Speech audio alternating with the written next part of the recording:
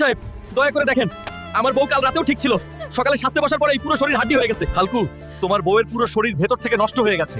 এই অবস্থায় তাকে ঠিক করা প্রায় অসম্ভব, কারণ মেকআপের কেমিক্যাল তার পুরো শরীরে ভয়ঙ্করভাবে ছড়িয়ে পড়েছে। আমাকে বাঁচাও, আমি মরতে চাই না। কিছু হবে না বউ, বল কাল রাতে কোনো মেকআপ লাগিয়েছিলি? এই মেকআপটাই কাল দোকান থেকে নিয়েছিলাম, এটা লাগিয়েই ঘুমিয়েছিলাম, তারপরেই আমার এই অবস্থা হয়েছে। এই মেকআপের আসল রহস্য ফ্যাক্টরিতে গিয়েই বের করব।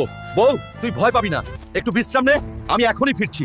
শোন, তোরা এই কেমিক্যাল আজ রাতেই সব মেকআপে মিশিয়ে দিবি, তারপর সেগুলো গ্রামে ছাড়বি। মানুষ অসুস্থ হবে আর আমরা ওষুধ বিক্রি করে বড়লোক হব। তোরাই তাহলে সেই নরপিশাচ যে আমার বউকে হাড্ডি বানাইছিস। আজ তোদের সব বড়লোক হওয়ার স্বপ্ন এই ফ্যাক্টরিতেই শেষ করে দেব। কিরে, কোন জঙ্গলের বকসুদা তুই যে এখানে এসে ধমকি দিচ্ছিস? দেখলে তো মনে হয় পুরো শরীরের শক্তিই কেউ মুছে দিছে। তোরা আমার বউকে হাড্ডি বানাইছিস আর এখনো হাসিস। আজ এক একটা করে হিসাব চুকাবো।